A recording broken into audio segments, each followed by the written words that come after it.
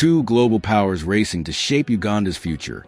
One builds lightning-fast highways, industrial parks and dams with huge loans.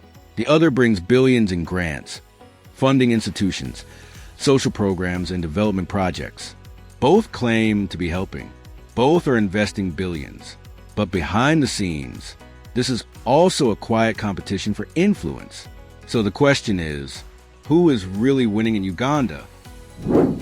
China's strategy in Uganda is simple: build big infrastructure fast. Over the past decade, China has become one of Uganda's largest investors, putting hundreds of millions of dollars into the economy. Chinese companies have helped build major highways, industrial parks, and energy projects. One of the biggest examples is the Karuma Hydropower Dam, a $1.7 billion project largely financed by China. China has also expanded Entebbe International Airport, improved roads, and invested in manufacturing. This approach is often linked to the Belt and Road Initiative, China's global plan to build infrastructure across developing countries. The West takes a very different approach.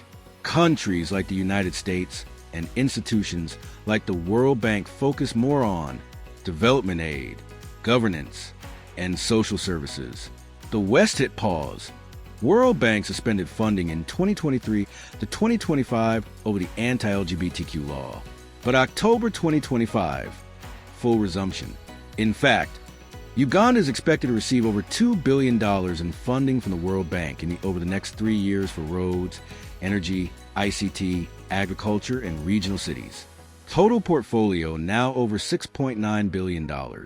But Western funding often comes with conditions: transparency, human rights standards, and economic reforms.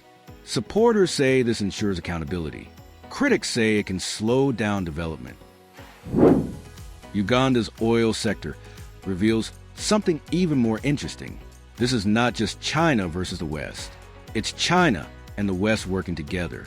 The massive oil project in western Uganda involves Total Energies from Europe and China National Offshore Oil Corporation. Together, they are developing oil fields in the East African crude oil pipeline.